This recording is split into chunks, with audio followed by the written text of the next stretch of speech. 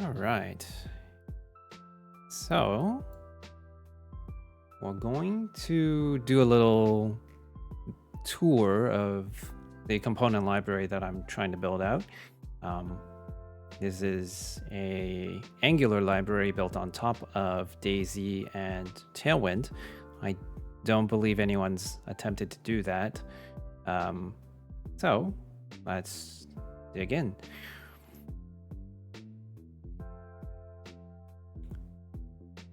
In the previous video, I should have already went over the button component, and really what it's doing is wrapping a couple of Tailwind classes or set of classes. So we have style and size. Let's take a look at the demo. So the themes that come with this button are now built into the component. So if I were to change the theme, you can see that it changes with the individual themes. Do you want to look into some of the usages? So let's go back to one that looks decent.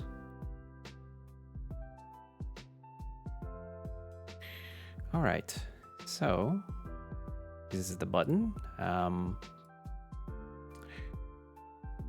What can I do? I guess I can show you the code.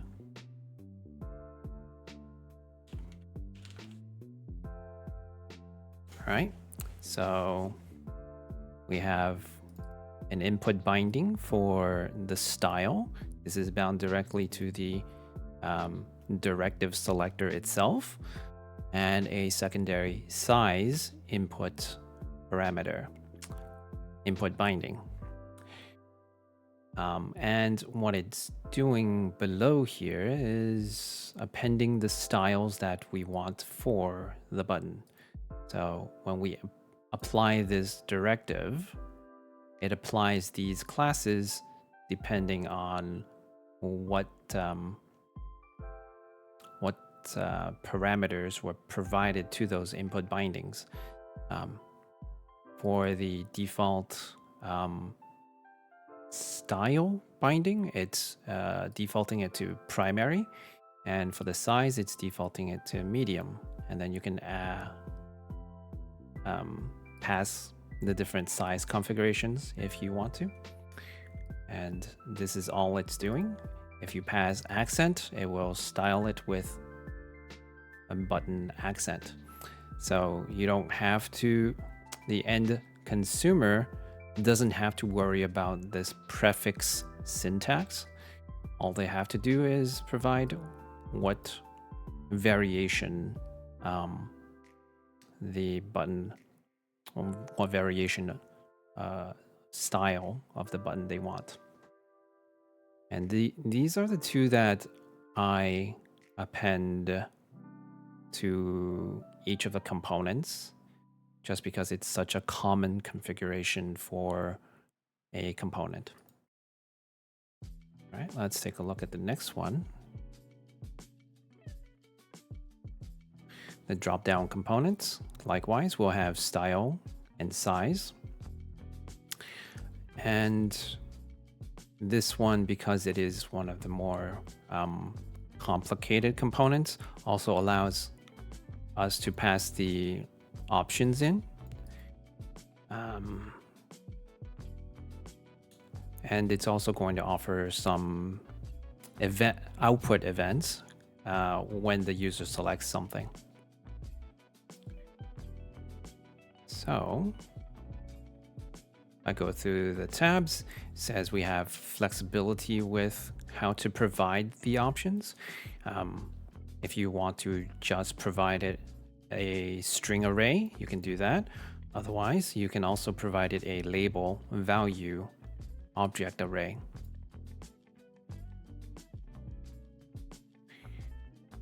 Next, we have the inputs and outputs. So we have the options input, we have a state for open and closed. So this is a model input. That means you can two-way bind to this open state. And there are various use cases for this. If you want to control the open state from outside the component, this is a nice feature to have. You also have align and glass. So I believe, no, I guess I should show a demo of that. It's not here, but it's one of the style options for Daisy. And this is how you would import and consume the component. As always, the install instructions are at the top. I don't think I have this published anywhere. Maybe I do, but I don't remember if I did. Moving on to the next one, we have the modal component. npm install ng daisy modal. You can open on top, open in the middle, and open at the bottom. Okay, and looks like it's just got the two input configurations. We have open and position. I don't have another demo tab for this. Okay.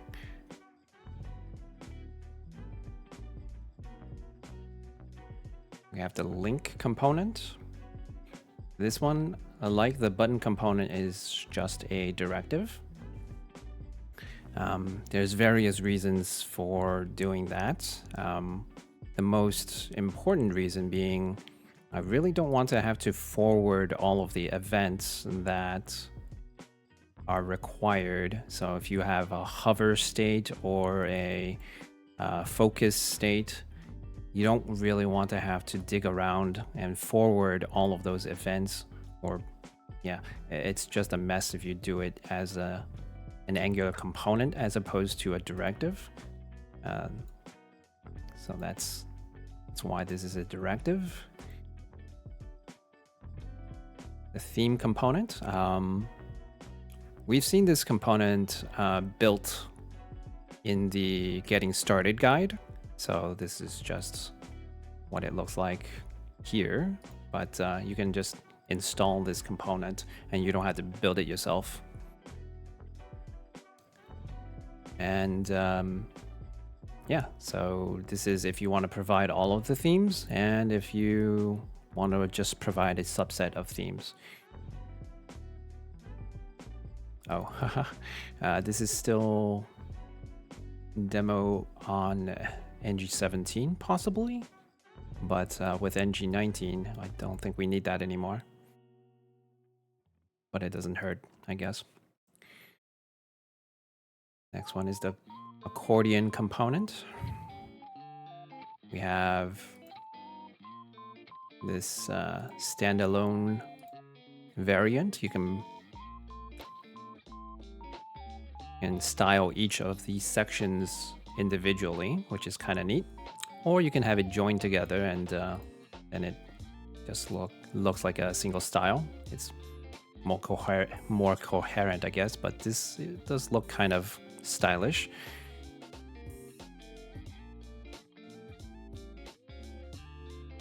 If you want the joined version, you'll have to use the accordion join component to wrap the accordion component. I guess I should have the code demo for each of these. Moving on, these are some of the components that have not been built out yet. So I'm going to skip over this section. We have tabs next. I should have different content in these, but these are the 3 different styles of tabs that Daisy offers, and I use tabs quite often. It's kind of nice. I like it. Toast. This one's a little rough around the edges, but essentially it shows a little message somewhere, and then it goes away after a certain number of seconds. I don't believe I built a configuration for how long it stays, so I think I'll add that in. Right now it's defaulting to 5 seconds, I believe. Next up, we have the checkbox component. So we have size and style. Some of them look similar. Yeah, the ghost and neutral are identical, at least in this theme. Moving on, we have radio boxes.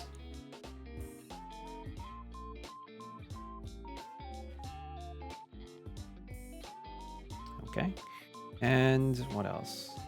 Inputs.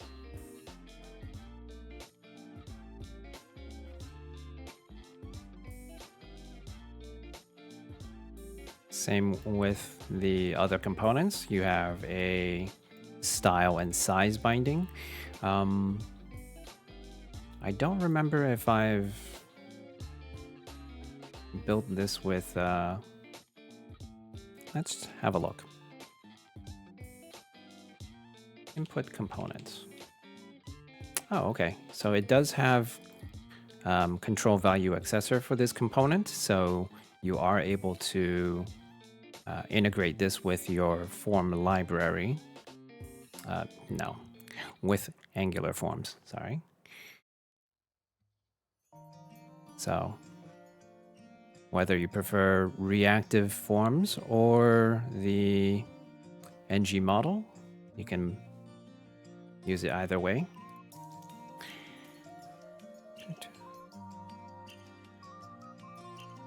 Next we have the drawer.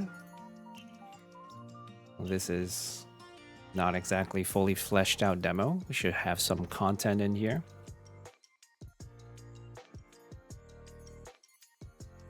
This is how you would consume it. Positions at left and right. Okay. Oh. And this is such a bare bones demo.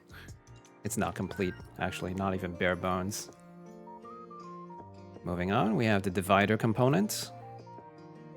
I love the style options that are provided by Daisy. Like,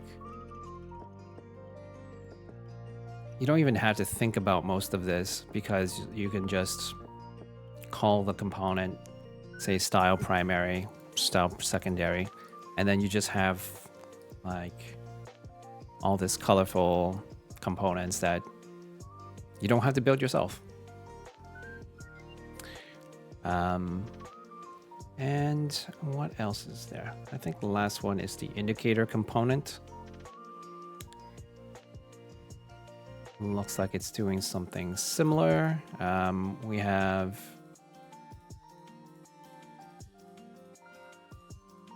a badge, and then the content of the badge.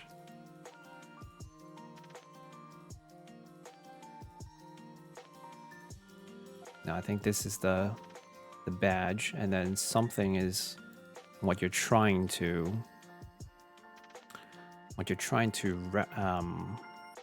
add the indicator to. Okay, it's been a while. So I think that is it for the current demos that exist.